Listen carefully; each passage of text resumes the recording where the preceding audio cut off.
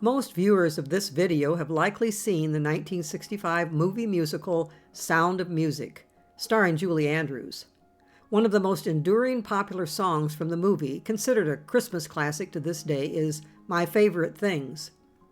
In the movie, Julie Andrews, as Maria, sings it to the Von Trapp children in a bedroom scene where they are all scared by the fierceness of a nighttime thunderstorm outside.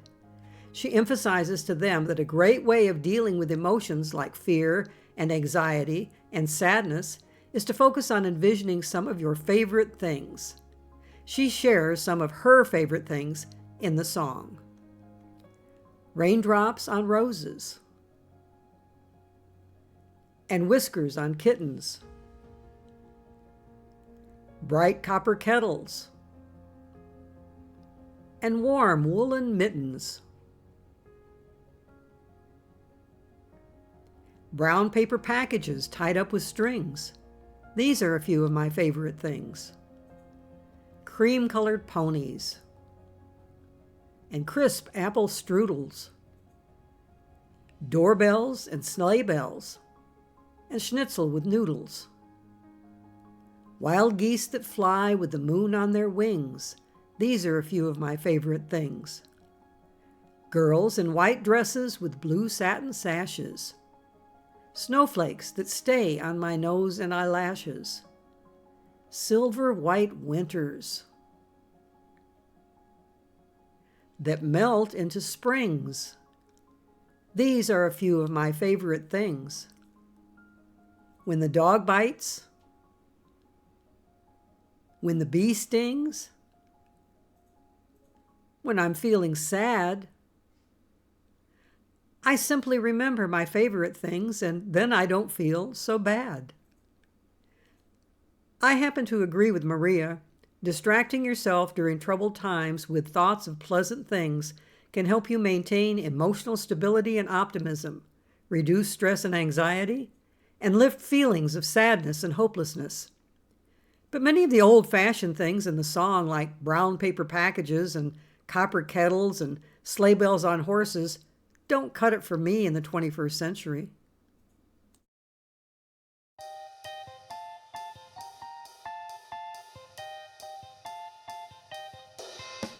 This video is being made in May 2021.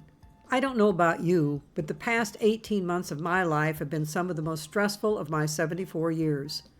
That goes for circumstances around me in society, including continual partisan political uproar, civil unrest on a massive scale, an international deadly pandemic, and massive economic upheaval.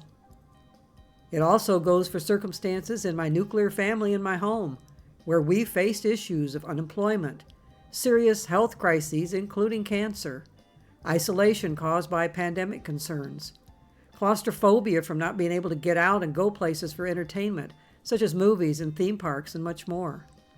Yes, I have had a desperate need multiple times a day for many months for positive distractions to counter this continual bombardment that leads to negative emotions. But I've never been very good at effective daydreaming like some people are. I don't envision things just inside my head very well at all.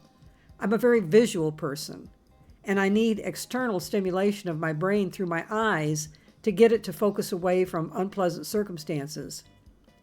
No, unlike Maria in Sound of Music, I don't turn to vague memories of favorite things in my head. As a citizen of the 21st century, glued in front of my computer much of the day and evening, I've found what helps me the most is to turn to a few of my favorite memes.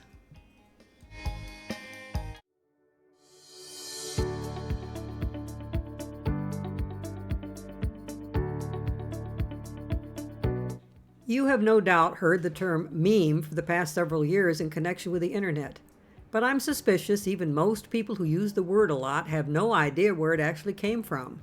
They just kind of intuitively figured out what it means. Meme is actually a very new word coined by controversial evolutionary biologist Richard Dawkins and introduced in his 1976 book, The Selfish Gene. In his book, he discussed how ideas, symbols, or practices spread through a culture. He noted that they are transmitted from one mind to another through writing, speech, gestures, and rituals, through individuals mimicking one another. Thus, he came up with a word to describe this phenomenon. We need a name for the new replicator, a noun that conveys the idea of a unit of cultural transmission or a unit of imitation. My meme comes from the suitable Greek word, but I want a monosyllable that sounds a bit like gene. I hope my classicist friends will forgive me if I abbreviate my meme to meme. As you might guess, this Greek origin is related to the Greek origin of our English word mime, a person who mimics others, without words, often for humorous or satirical purposes like Charlie Chaplin or Marcel Marceau. You never really heard the term meme used for the first 2 decades after Dawkins came up with it, outside of its use in academic circles. But then came the internet. One of the earliest popular fun things to do with internet email was to use it to share humorous pictures with your friends, such as this one, a 1993 New Yorker cartoon by Peter Steiner. It made the humorous point that total anonymity was possible on the internet in discussion groups. Even if you were a dog, no one would know. It was humorous, but actually it was also a bit profound. The internet had also made it possible for people to be judged just on the content of their writing. Readers couldn't really tell just by the words they typed on the screen what their nationality, race, color, weight, height, or any other characteristics were. Steiner's cartoon, shared millions of times on the internet over the years, beginning very quickly after it was printed in the New Yorker, is now recognized as one of the earliest internet memes. The very earliest memes weren't even copies of published illustrations. Anyone could make a simple chart, add a humorous caption, and suddenly they had something that could be shared widely. This 1991, titled Godwin's Law, is considered the earliest such meme that showed up on the internet. It jokes that the longer a bickering discussion on the internet continues about politics or government, the more likely someone is going to jump in and compare some group to Nazis or some individual to Hitler. Given the fact that every president since FDR right up to today was compared by some folks in their own generation to Hitler, this chart still is a relevant meme.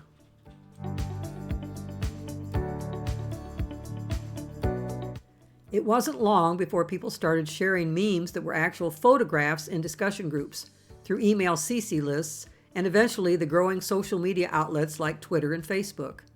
And not long after that, they discovered that video clips could serve the same purpose. The dancing baby shown here is one of the earliest examples of this growing fad. The baby, a very early vision of 3D computer graphics, was dancing to the tune of the 1974 version of the pop song Hooked on a Feeling that began with a chorus of ooga chaka ooga ooga ooga chaka ooga ooga. As memes picked up in popularity, someone would send you an email with an attachment of one of these kinds of cutesy photos or videos, like this one of a bunny with a wacky, whimsical caption from 2001. And you'd copy it and send it along in an email to all your friends. And they would send it to their friends. And before you knew it, as Dawkins put it, that video clip had become a single popular unit of cultural transmission, spread perhaps even around the world in a matter of days to hundreds of thousands or even millions of people. Before long, someone brought out Dawkins' term and began calling such things memes, and the definition caught on. Pictures or short videos very quickly and very widely spread over the internet, almost like a disease virus spreads in a population, by individuals sharing them on social media, are called viral memes. In the late 1990s, no one called the dancing baby a meme yet, but looking back in 2021, now that the term is firmly part of the lexicon of the internet, it is considered one of the first viral memes. As seen in this 1913 photo, there were ways that the average person could quickly make multiple copies of something in print to share clear back then, but such machines weren't common in homes. In 1938, the first patent for a machine that could make a photocopy of anything in print using a dry powder rather than ink was submitted by a man named Chester Carlson, but it took almost 2 decades for it to become a practical item that could be sold widely to the public. In 1959, the first commercially successful photocopier, based on his invention, dubbed the Xerox machine by then, took the world by storm. By the time of this ad in 1963, 50 years after that photo of that old hand-crank duplicator, photocopiers were becoming a standard piece of office equipment. By the mid-1960s, self-serve print shops began springing up, where the average person could make as many photocopies as they wanted, of anything they wanted to their heart's delight, including funny cartoons to pass on to their friends. But if you wanted to share copies widely beyond your hometown, it took time and expense and effort, since you had to make the trip to the copy shop, then take them home and make out envelopes and mail them. Then came the 1990s, and the invention of scanners and printers that could be used with home computers, making it easier to make copies. But you still needed the post office to distribute them.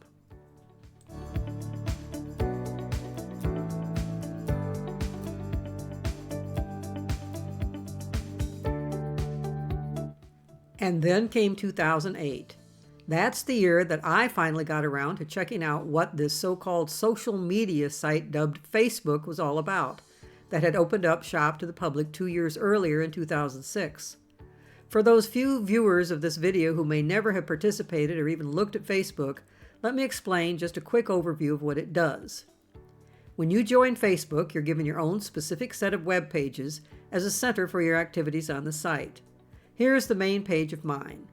There are sections on this main page where you can include as much or as little information about yourself as you want, such as where you grew up or where you went to college, so old childhood friends can find you more easily if they do a search on Facebook. At the top of the column on the right, you'll see a little box that asks, "What's on your mind?" That's where you can make a new post whenever you feel like it. If you want, you can actually just write a paragraph that literally shares what's on your mind, whether thoughts about current events, descriptions of bad weather you're experiencing, or even just a cell phone snapshot of what you're eating for lunch. You can share a brief description of a current news story you just read and put a link to the original article so that others can go read it. Or, as you see here on my page, you can just share a picture you got from some other Facebook page. But the real action on your Facebook world is another page called your news feed. On that page, there's a scrolling column showing each post you make, along with posts that some of your friends make on their pages. Here are 3 posts from some of my friends and a family member. You can choose to follow the Facebook pages of public personalities and commentators, and if you do, their posts will show up in your feed too, whenever they make a new one. Here are 3 of the ones I follow: journalist Dan Rather, historian Heather Cox Richardson, and political commentator Robert Reich. You can choose to follow the Facebook pages of various media outlets like the Washington Post or New York Times, and whenever they post a sample of a news story on their page, a link to it will come in your feed. If you click on it and read it, you can go to their page and discuss it with others in a comment section if you like. You can also choose to follow Facebook pages that feature a particular interest, such as people who enjoy looking at and discussing old-time photos, or exotic birds, or cute puppies. If you sign up to follow such pages, posts from those pages will also show up in your feed. I follow pages in particular that feature fascinating tidbits about American history, such as this one based on the work of the late Howard Zinn. If I were someone else, I might choose pages that post photos and tips about gardening, or fashion, or cooking. Meanwhile, the posts you write will show up in some of your friends' feeds, and if you decide to click share at the bottom of any post in your feed that came from somewhere else, from a page about puppies or old photos, or commentary from someone like Heather Cox Richardson, those posts will also show up in the feeds of some of your friends.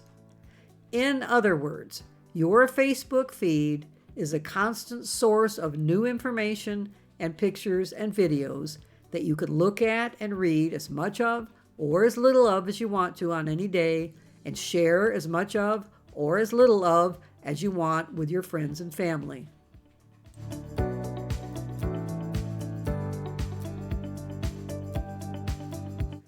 From 2008 up until 2016, I dipped in and out of my Facebook feed at various times of any day, mostly to keep up with any important stories from friends about their family life, such as illnesses or new jobs or life events like birthdays and graduations and weddings.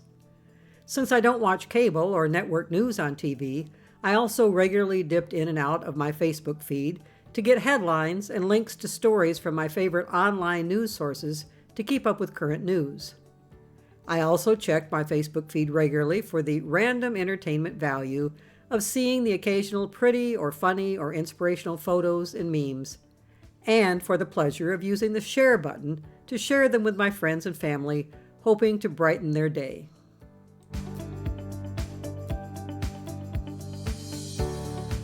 So, why am I giving you all this introductory commentary, and why do I think it's important to share my favorite memes? Glad you asked. In the year and a half of COVID, I have needed more than ever to fill my mind regularly throughout the day with things that are beautiful, humorous, cute, heartwarming, inspirational, or even just downright unusual and interesting. During all that time, the news articles that were scattered among the posts in my Facebook feed were a continuing torrent of negativity. I couldn't ignore them totally, as one of my main activities is creating documentary videos for my YouTube channel about the intersection of American history, politics, and current events. I need the information, but I also need to not be overwhelmed by it. My solution to this challenge is to make sure there is a continual, refreshing river of positive posts and pics and videos interspersed among the dark torrent. If you've also been in danger of being overwhelmed by the thick darkness, I encourage you to consider a similar counterbalance of 1,000 points of light to push it back. So in the rest of this video, I want to share with you a potpourri of a sample of my favorite memes, along with photos and short video clips that all have fed my mind and heart all day long, every day for the past year and a half, and helped me keep my sanity. I hope they will lift you up too. I'm going to start here.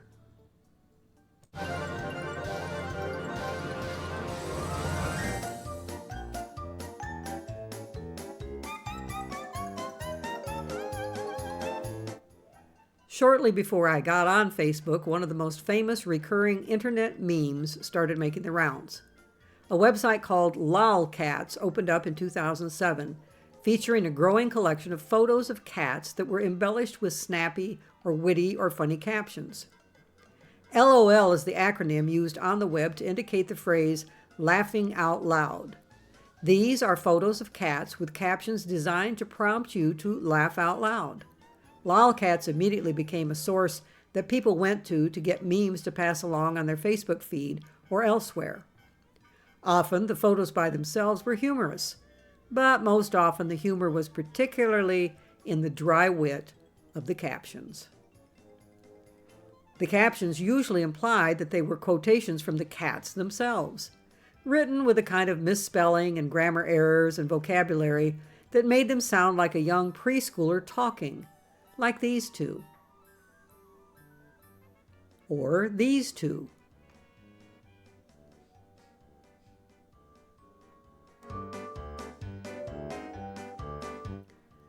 By 2012, many lolcat photos featured a rising cat star nicknamed Grumpy Cat, a female whose real name was Tartar Sauce. She had been born with a form of dwarfism that gave her a unique look with short, stubby legs.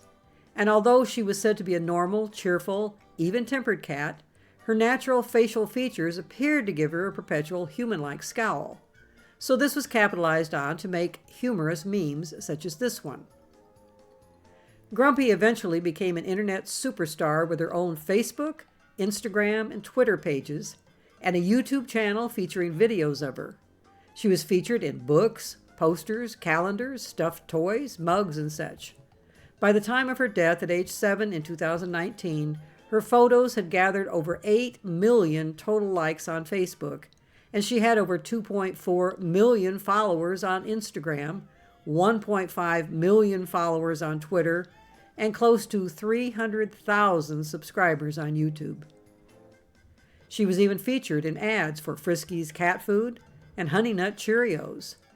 And she and her owner made personal appearances on TV shows on ABC, NBC, CNN, CBS, and Fox. Of course, people share many photos that don't have captions on them, but they are still basically memes, as people usually make their own caption in the comments that they make about them anyway. Like the little blurb I put in my post when I shared this photo. I washed my hair and I can't do a thing with it.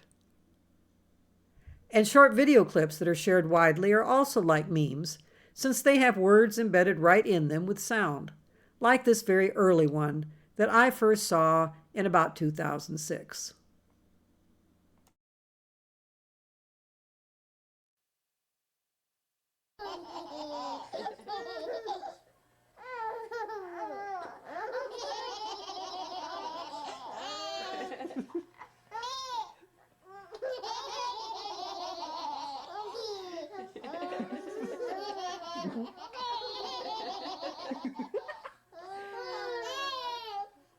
This is Emily, Mary Claire, Grace, and Emma. Okay. Daddy's gonna make you laugh now. Ready?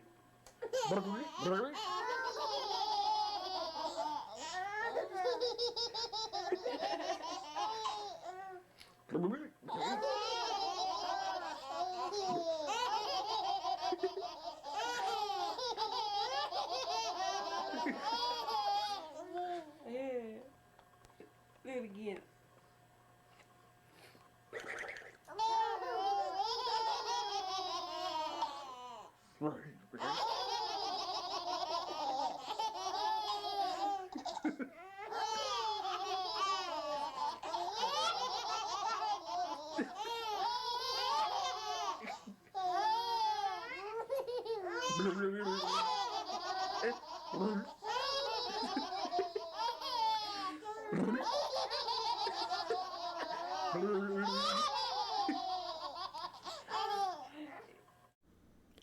It was years after I saw this video of the giggly quadruplet baby girls, Grace, Emily, Mary Claire, and Anna, before I learned the rest of the story. The video was actually made in 2000 and had been entered by their parents, Steve and Allison Matthias, into the competition on the America's Funniest Home Videos TV show. The family won a $250,000 prize from the show that year. Years later, someone with a copy of the video uploaded it to the internet, and from then on it went viral. The babies were rare quadruplets, conceived without any intervention of fertility treatments, and they all came from just one egg, so were completely identical. Here are some snapshots of how they looked over the years. Their video still makes the rounds of the internet regularly, with just 2 copies of it on YouTube, gathering over 7 million views in total in just the past decade.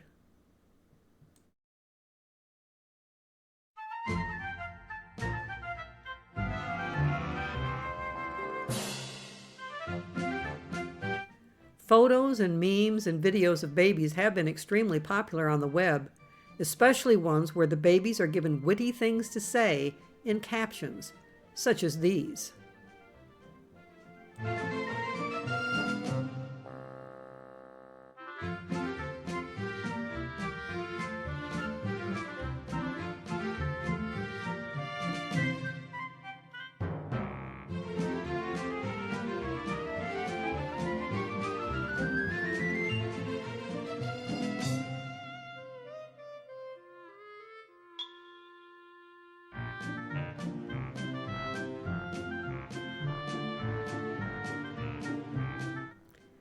This little guy named Sammy became an internet superstar after his mom, Lainey Griner, put this photo of him up on a photo sharing site on the web in 2007. He was 11 months old. Someone saw the photo and decided to use it to make a meme to share by photoshopping in a different background and adding a caption. The meme shows a kid and a destroyed sandcastle in the background, implying Sammy was the bully who did the dirty deed. And he was thus defiantly showing a clenched fist to emphasize anger and aggression. People thought this was funny, and other people borrowed the same photo to make similar bully memes. This disappointed Lady Griner because her little Sammy, shown with a gentle smile here in another pic from that same day on the beach, really wasn't a bully at all. She was much more pleased when people started using the same photo to make memes in a way that implied that his little fist wasn't a threat at all, but was a sign of a personal expression of joy caught midway in a fist pump to celebrate a success. It became very popular to use, in particular with silly little captions that described very tiny successes like those in these memes. 14 years later, this same photo of Sammy is still used by many to make this sort of gently humorous meme. The photo is now dubbed Success Kid. What is particularly funny is that on the day on the beach, Sammy was neither pumping his fist to show success nor clenching it to get ready to punch someone. Laney later described what was really going on in the photo. If you look closely at his clenched fist and his little clenched mouth, he's actually clenching the fist to hold on to a handful of sand he'd grabbed from the beach. And he had just shoved some of that sand into his mouth and was getting ready to shove more in when Laney snapped his photo.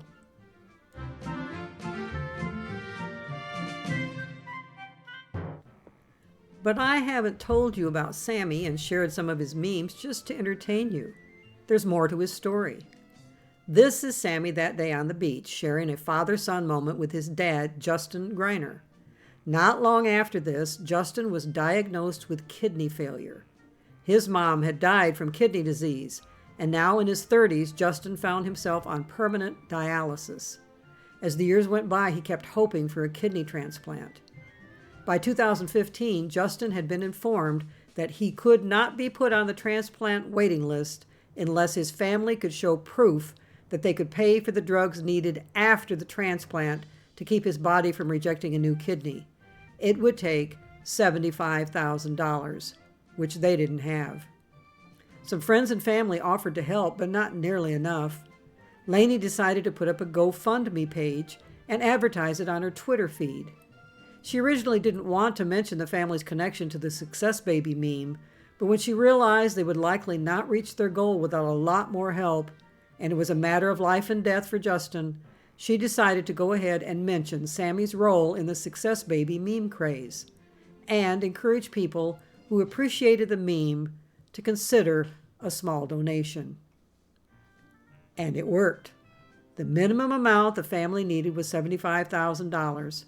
Over 5,000 people from around the world ended up donating a total of more than $100,000, and Justin had his successful transplant in 2015. And so ultimately, Success Baby and his dad had an awesomely big success to fist pump over. Yes, Success Baby has been one of my favorite memes for years.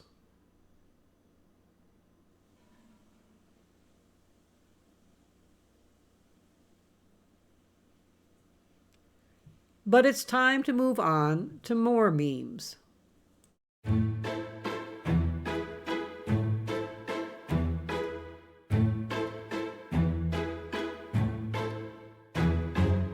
And what better place to start than with lots of photos of cats that I get in my feed from a Facebook page that is literally titled Cats Sleeping in Awkward Positions.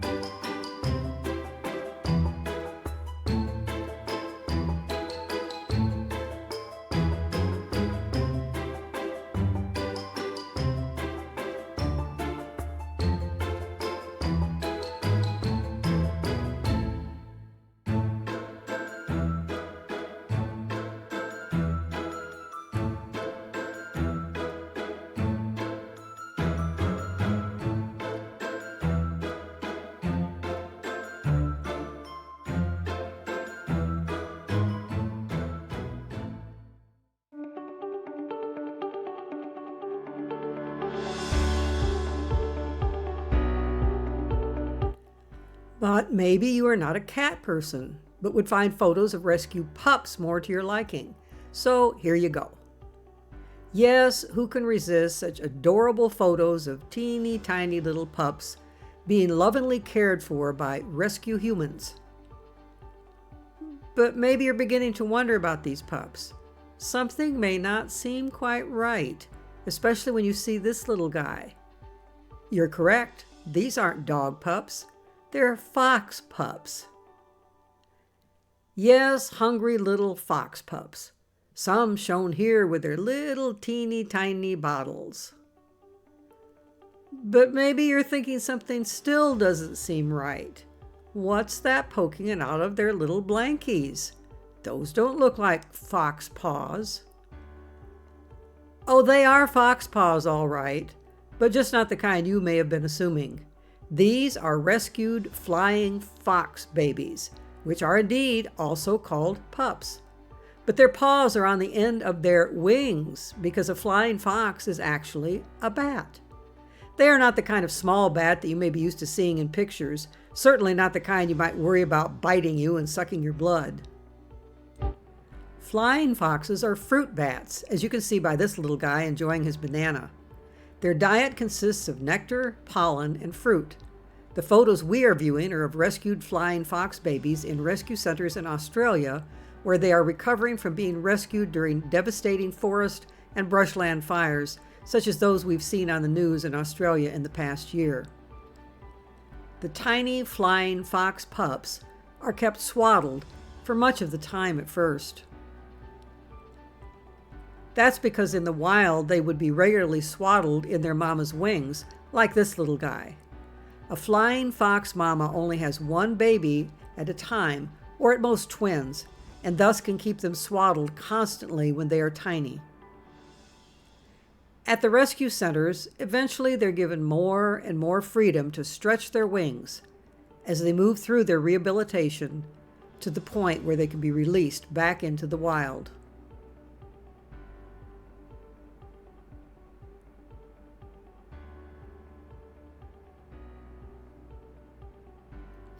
Flying foxes are an important part of the ecosystem of Australia, as they serve to spread seeds of plants of all kinds.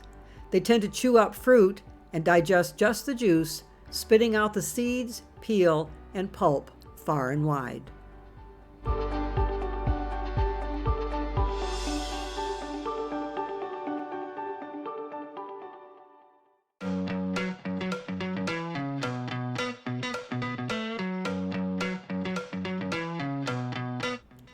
As I mentioned, I get particular pleasure in not keeping my favorite memes to myself, but passing them along to my friends and family by sharing them on Facebook. I realize that some of those folks, particularly some of the guys, don't necessarily get excited about seeing photos of babies and kittens and pups. So I make sure to regularly include some things I know that will get them excited. And the next photos are samples of the kind I know such guys will enthusiastically give thumbs up to when I post them. I follow several Facebook groups that regularly post photos like these of classy old antique and vintage autos, specifically so I can share them with my guys.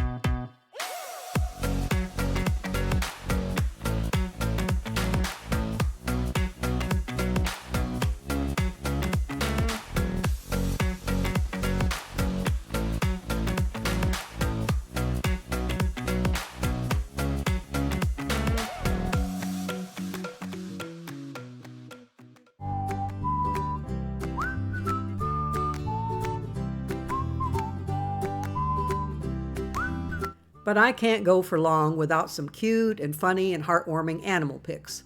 So here's a sample of one of my favorite meme themes: mother hens doing what they do best. Nobody, but nobody mothers their offspring better than hens. There's nothing more sweet and comforting than seeing a mother hen wrapping her wings around her gaggle of little chicks and pulling them close to her to keep them safe and secure.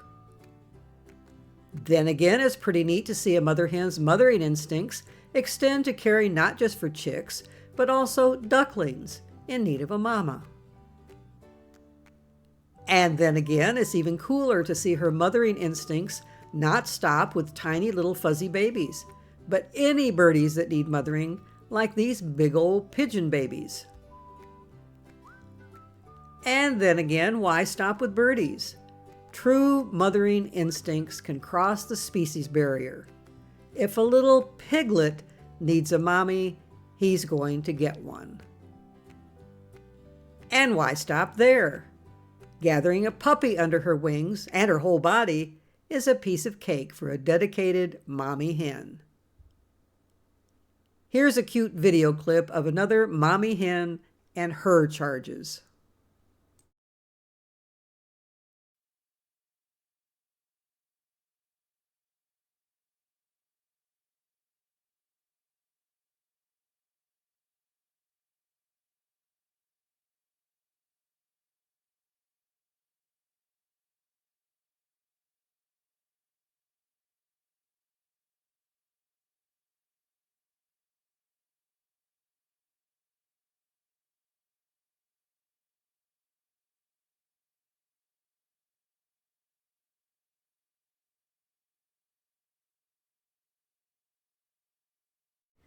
Yes, there's nothing more sweet and comforting than seeing a mother hen doing mothering, including comforting even those that she didn't give birth to, no matter what size.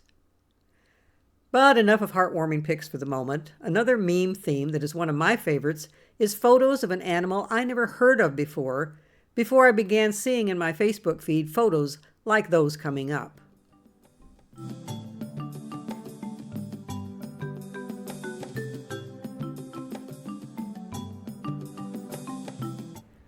Perhaps you've never heard of a nudibranch either.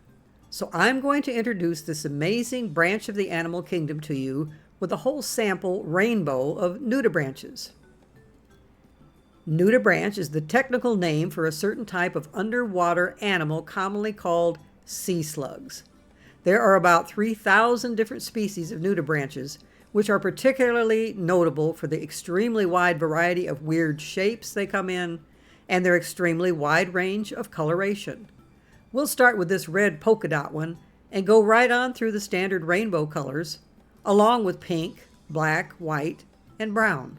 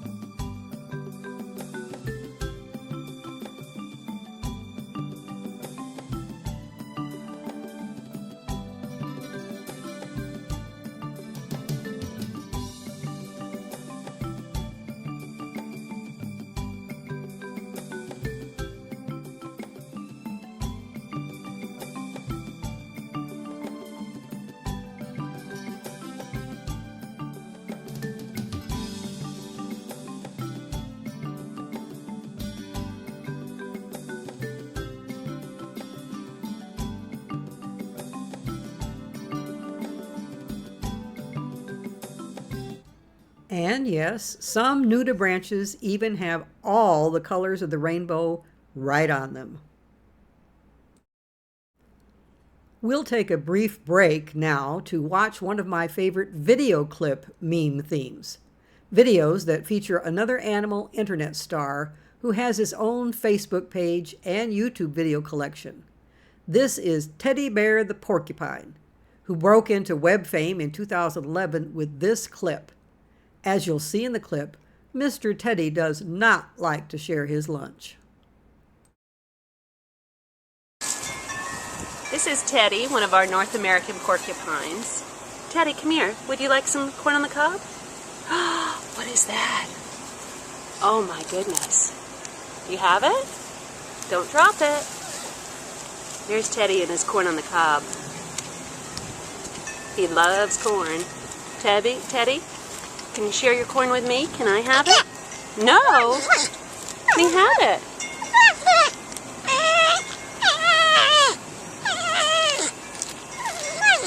You won't share?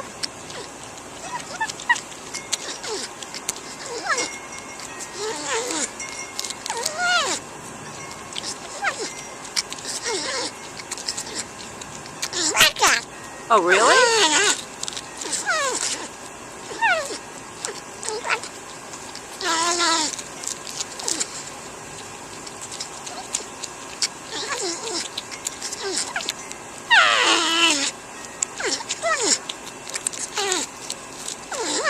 Okay, you have your corn on the cob now.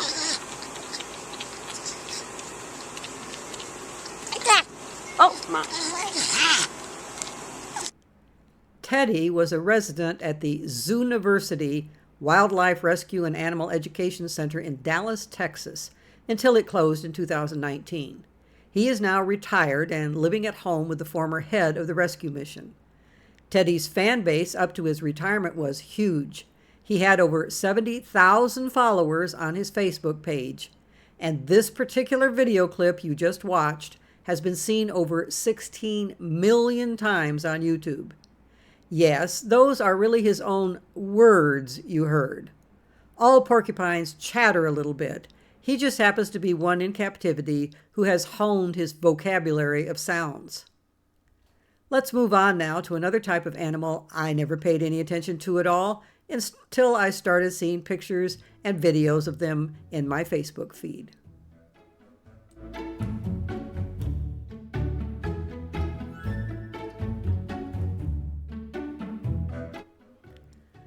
I'd heard of sloths all my life, but the only thing I knew about them was that they came in two types, two-toed sloths and three-toed sloths, and they were very, very slow.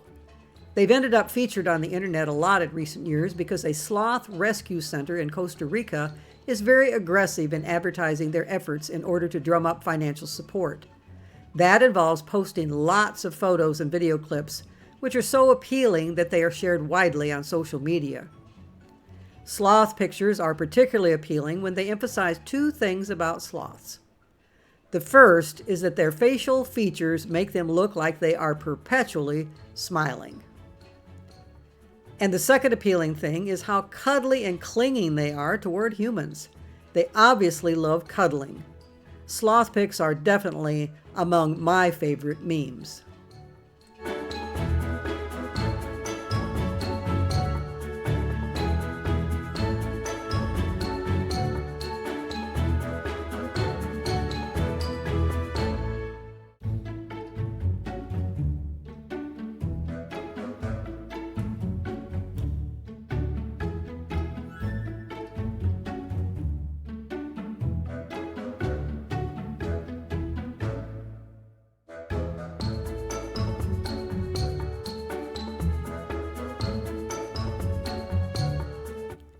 You might even say some sloths are downright glamorous. Up to this point, we've been looking in particular at whimsy and humor. Now it's time to turn to something more sublime and beautiful.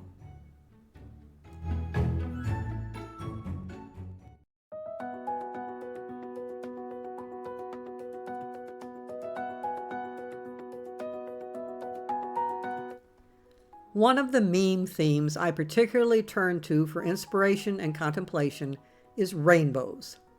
Savoring the beauty of a rainbow is very emotionally soothing in stressful times. But I'm not going to show you a bunch of rainbow photos. Instead of looking at rainbows made of light, I'm going to share with you a rainbow made up of natural things. In this segment, we will explore each color of a rainbow in order, as that color is seen in plants and animals and scenery in nature. I encourage you to immerse yourself for a short time in savoring each color.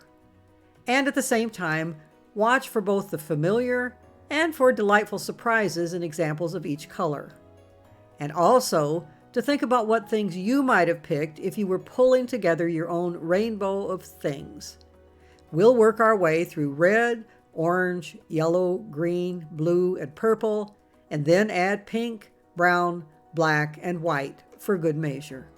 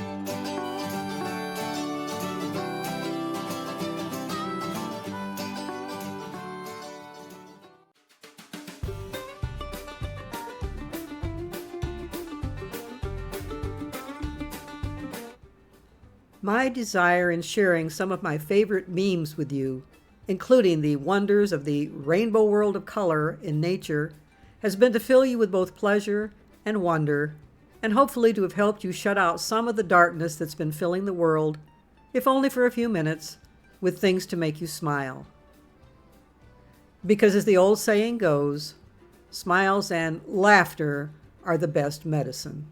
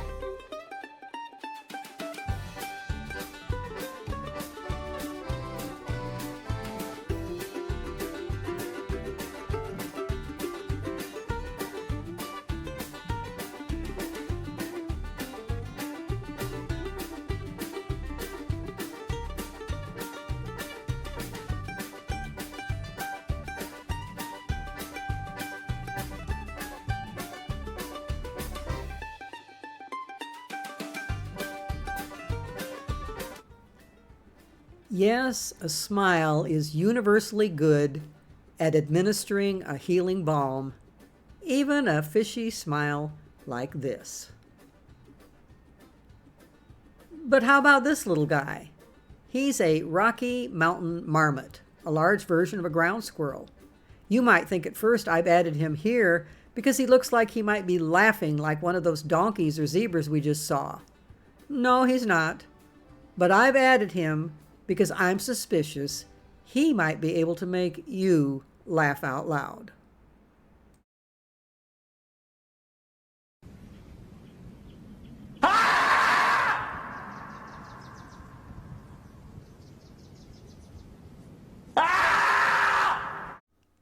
Well, did it work? This meme has been making the rounds for several years, usually titled Screaming Marmot. If you are suspicious that he isn't doing his own voice work, you're right. That scream was dubbed in with a voiceover by a human.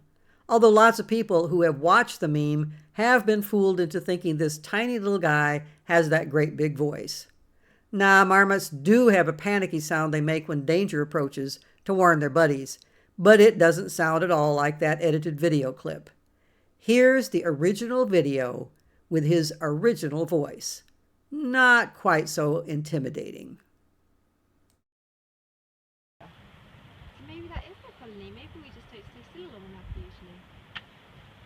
I can see two over there, and there's one beneath us. And Fred here, who's making quite a din. What is your problem? I could end this video with a few words of my own, but instead I've decided to let this pair of characters in this little video clip have the last word. And I want you to have one last smile. Usted, le vamos a preguntar a este vecino, ¿qué cree usted que está pasando en Telde? ¿Qué es lo que está pasando en Telde? ¿Qué es lo que está pasando en Gran Canaria? Oiga, señor, que estoy hablando con usted, no me dé la espalda, hombre. ¿Qué pasa en su corral? Zapatero, ¿qué opina usted del gobierno de Zapatero? Pues igual que yo.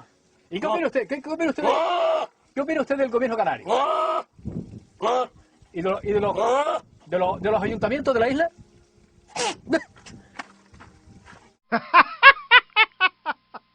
Ha ha ha ha!